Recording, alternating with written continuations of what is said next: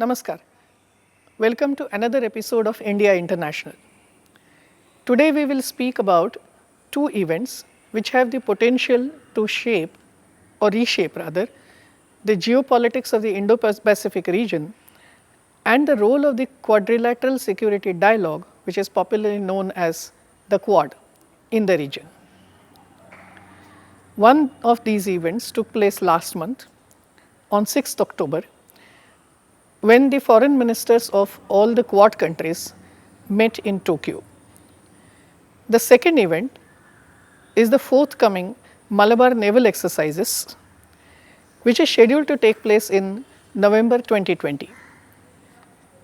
This year's edition of Malabar exercise is going to include all four Quad powers, that is India, Japan, Australia and the United States, and they are coming together for the joint naval exercise in the Indian Ocean region on the backdrop of the previous foreign ministers meeting of the Quad countries. Objective of Malabar or similar such military or naval exercises is to promote cooperation among the naval forces or broadly speaking the armed forces, defense forces of the participating countries. There is also another objective, achieve interoperability among the forces of the participating countries. Such kind of exercises actually indicate deepening of the relationship among the participants. Apart from Malabar, India actually participates in a number of joint exercises, and one such naval exercise which is worth a mention is known as Milan. The particular exercise Malabar started way back in 1992, it is as old as that, and when it started as the joint naval exercise of the two countries, India and the United States. After about 3 editions of Malabar, in the year 1998, the United States opted out of Malabar primarily because in that year India had exploded or tested its nuclear option, and after that the United States had imposed sanctions on India. So, as a result of these sanctions, which were the consequence of the nuclear test, Malabar exercise actually was broken in the year 1998. However, soon after, that is within 3 years, in the year 2001, the exercise resumed once again in the backdrop of the 9/11 attacks and the American declaration of war against terrorism. So, in 2001, once again the navies of India and United States engaged in a joint naval exercise because of the changing geopolitics. Ever since, the Malabar exercise has continued as primarily a bilateral naval exercise. However, India has invited a number of countries at different points of time to participate in Malabar, and some of the countries have been Japan and Australia and Singapore. In fact, in the year 2007, 5 countries, which is the maximum so far, had participated in the Malabar exercise. And that year, these countries were, the participating countries were India, United States, Japan, Australia and Singapore. Quad as a group of countries met for the first time in the year 2007.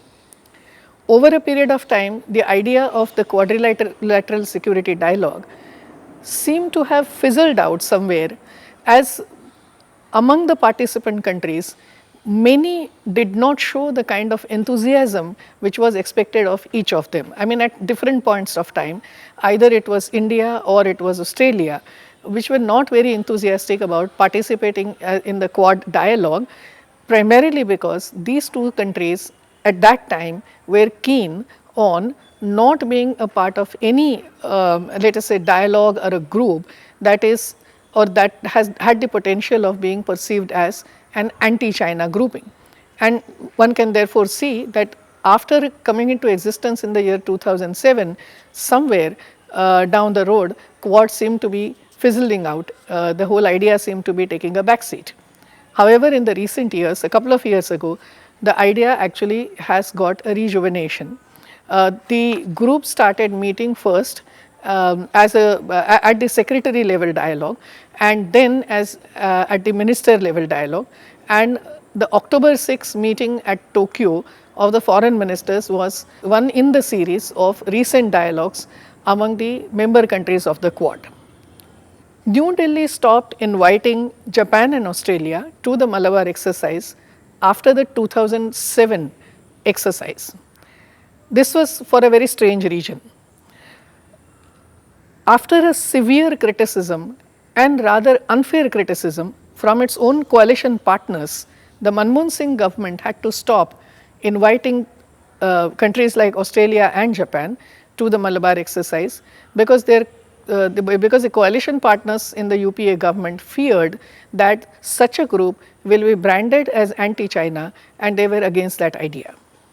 However, in the year 2015, after the Modi government took power in India, New Delhi invited Japan once again to participate in the Malabar exercise.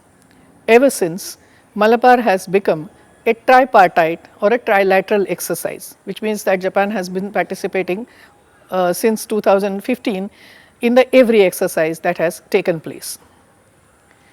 This year, New Delhi's invitation to Canberra to join Malabar and Canberra's acceptance of the invitation actually has a lot of implications for geopolitics in the Indo-Pacific region. First of all, when the first time these countries were invited to join the Malabar, that is in 2007, when in addition to India and US, Japan, Australia and Singapore had also participated, as I have already mentioned. This was actually in the backdrop of the first Quad meeting, which also took place in the same year. The 4-country Malabar exercise of 2020 is taking place under the similar background, in the background of the foreign ministers meet of the Quad countries in October in the Japanese capital of Tokyo. If you look at the various bilateral equations among the countries of the Quad, that is something like the India-US or US-Japan or Japan-US or India-Japan, perhaps the weakest bilateral link in the Quad group is the India-Australia relationship. This invitation to Australia to participate in Malabar can be interpreted as a step towards improving relations between the two countries. At the recent Quad foreign ministers meeting in Tokyo, the only country which made overt statement by taking the name of China was the United States. The other 3 countries, in fact, specifically refrained from doing so. Also, there was no joint statement of the 4 participants at the end of the meeting. But the other 3 countries, that is Japan, Australia as well as India, made references which were veiled references to China by invoking principle of freedom of navigation. They also spoke about free and peaceful Indo-Pacific region. The November 2020 edition of Malabar makes a statement that New Delhi, Canberra and Tokyo refrained from making during the Quad foreign ministers meeting in October 2020. This could be a signal to other countries in the Indo-Pacific region. The signal that 4 regional powers, which are very strong democracies, and in addition to being strong democracies, at least one of them is a huge military power, that is the US, and one other is also a reasonable military and naval power, that is India, have shown the willingness to come together vis-a-vis increasing Chinese ambitions in the region, and that is a signal. This might pave way for the extension of the Quad in near future.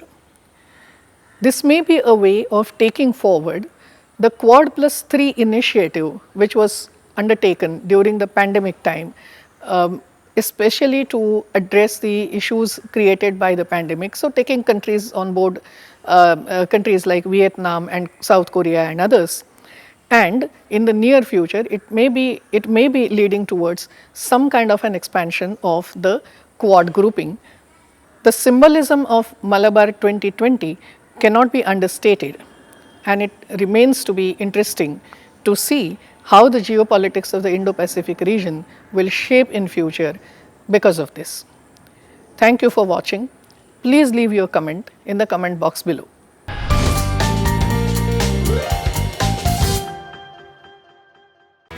If you like this video, please share it, and we would love to hear your comments in the comments section down here. Also, please do like our Facebook page and follow us on Twitter to get minute-to-minute news updates. For more such shows and videos, well, subscribe to our YouTube channel. Now be the first to know about the latest updates on our new news app. Go on your Android or iOS, search for HW News Network. Download our app, choose the language you prefer to get updates in, and be up to date with the latest news.